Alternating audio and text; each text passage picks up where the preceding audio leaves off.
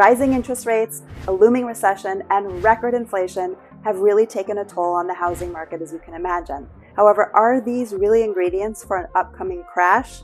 Well, to say the housing market is a source of major uncertainty would be an understatement. It's no secret that there has been a shift in that red-hot seller's market that was happening earlier in 2022. But is this impending crash really a thing, or is it more media hype? Well, in today's video, I'm going to talk about what's really happening in the Southern California housing market. Are we headed for a crash or a correction? I'm going to share the key points you need to understand about the Southern California housing market and where we're headed. Okay, so let's take a look at one of the major factors driving this shift, and that is interest rates. Interest rates recently rose as high as 7%. That's the highest they've been since 2002 and the biggest 12-month jump since 1981. I think we can safely say interest rates below 3% are a thing of the past. Many of my mortgage lender partners say they don't think they'll even be back. High mortgage rates have a direct impact on affordability and are the major influence causing the pullback in buyer demand. And it's not surprising when your monthly payment increases by hundreds of dollars and you can no longer afford the homes you thought were in your price range. Not to mention the media talking about this impending crash, it's no wonder that buyers are a little uncertain and have pushed pause on their search. Because here's what hasn't happened in Southern California. Prices have not decreased enough to offset the increase in interest rates, and consumers are concerned.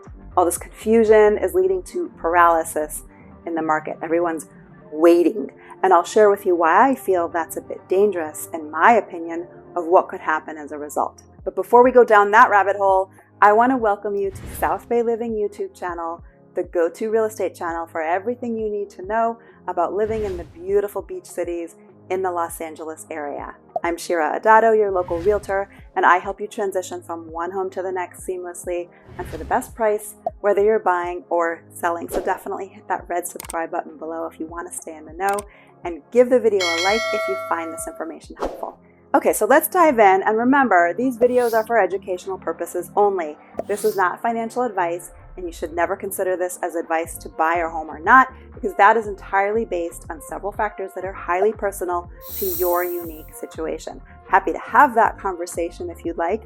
You are welcome to reach out to me, or you can go to the link in the description where you can set up a time to speak with me. So first, I'm going to quickly go over some data and then explain what this really means for the Southern California housing market.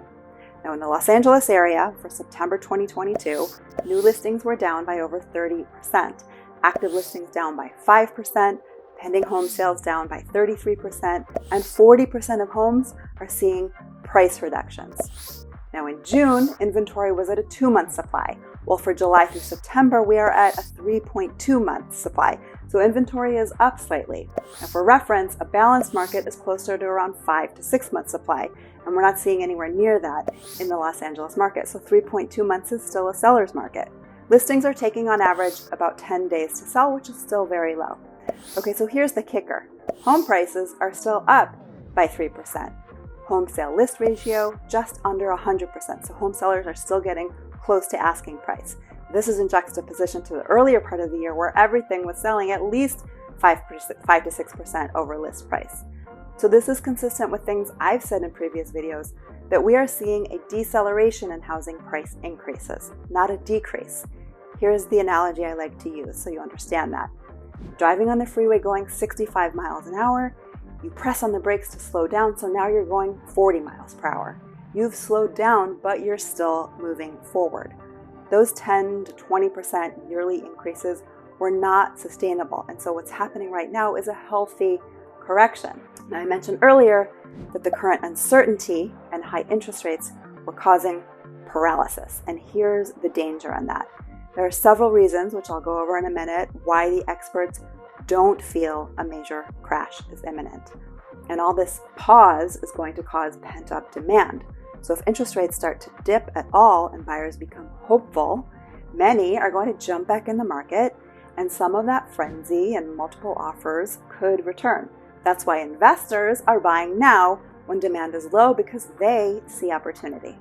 So that crash the media loves to talk about, well, these are some key differences between today's housing market and the one in the mid-2000s that went bust. and why experts don't feel there will be a crash. In the lead up to the last bubble, there were far more homes available for sale than there were buyers for them. The opposite is true today. There were nearly 4 times as many existing homes for sale in 2006 than there were in 2021, according to the National Association of Realtors data that excluded new construction.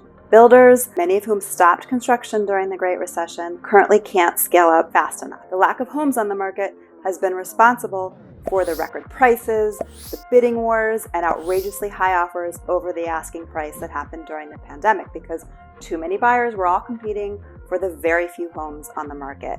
It's a simple supply and demand equation that is basic economics. The continued demand, much of it coming from a large generation of millennials who are reaching that age when they typically buy homes, and the shortage of inventory should prevent prices from going into any kind of free fall. Obviously, no one has a crystal ball, but the logic makes sense if you follow the data.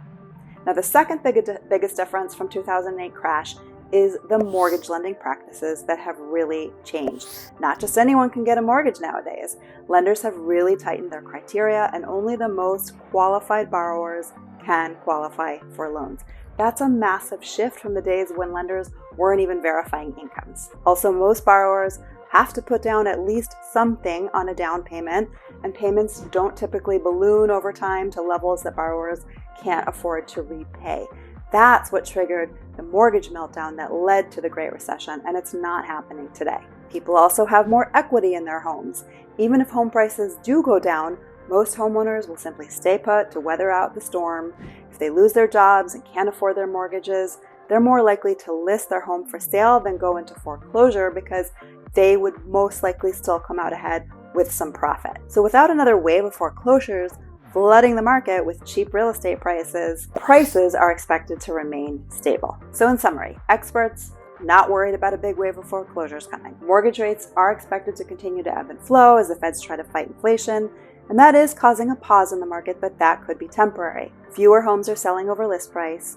Buyers currently have way more leverage, but we're not quite in a buyer's market. Inventory is still historically low, which experts predict will keep prices from any kind of dramatic dips. Now that said, remember, no one has a crystal ball.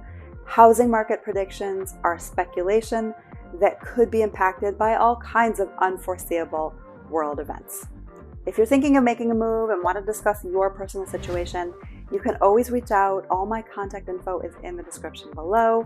I'm here to guide you, answer any questions, or if you want, you can just go download a copy of my free Los Angeles relocation guide at losangelesliving.vip.